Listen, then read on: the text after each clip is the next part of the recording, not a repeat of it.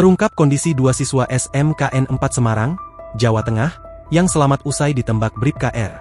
Diketahui, insiden tragis ini terjadi pada Minggu, 24 November 2024, dini hari, sekitar pukul 1 waktu Indonesia Barat, di kawasan perumahan Paramount, Ngalian, Semarang Barat.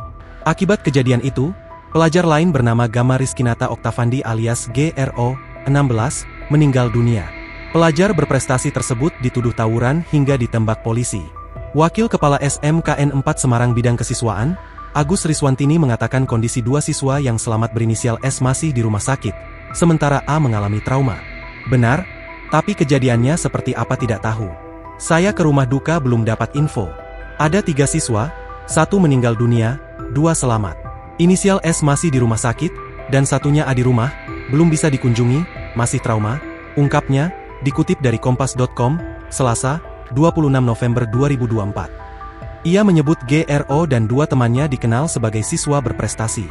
Menurutnya, korban adalah anggota ekstrakurikuler Paskibraka yang baru saja membawa pulang piala dari Pekan Olahraga dan Seni Mahasiswa, Pelajar, dan Taruna Akademi Kepolisian 2024 tingkat SMA-SMK se-Jawa Tengah pada Oktober lalu. Anak-anak baik yang terpilih karena mereka ikut ekstra Paskibra. Itu anak-anak pilihan. Tidak ada indikasi terlibat tawuran. Yang kita tahu anak-anak baik.